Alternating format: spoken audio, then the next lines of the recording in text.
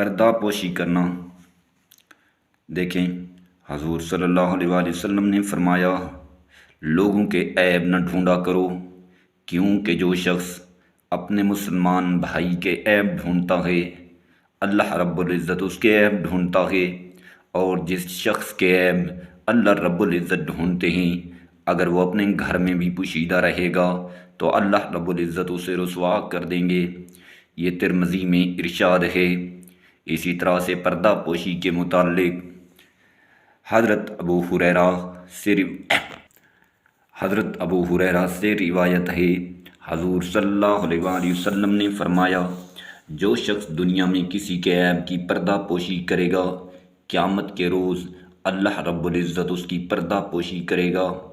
اسی طرح سے حضرت ابن عباس سے روایت ہے کہ حضور صلی اللہ علیہ وآلہ وسلم نے فرمایا کہ جو شخص دنیا میں کسی کی پردہ پوشی کرتا ہے، اپنے مسلمان کے بھائی کے عیب پر پردہ ڈالتا ہے، اللہ رب العزت قیامت کے دن اس کے عیب پر پردہ ڈالے گا، اور جو شخص اپنے مسلمان بھائی کے عیب کو ظاہر کرتا ہے اللہ رب العزت اس کے عیب ظاہر کرے گا، حتیٰ کہ اس کو گھر بیٹھے رسوا کر دے گا۔ حضرت عقبہ بن عامر سے روایت ہے،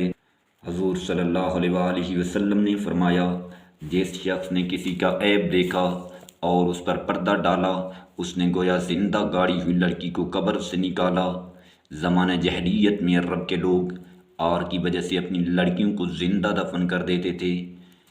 جس کا مطلب یہ ہے کہ عیب پر پردہ ڈالنے کا اتنا ثواب ہے جتنا مردہ کو قبر سے نکالنا۔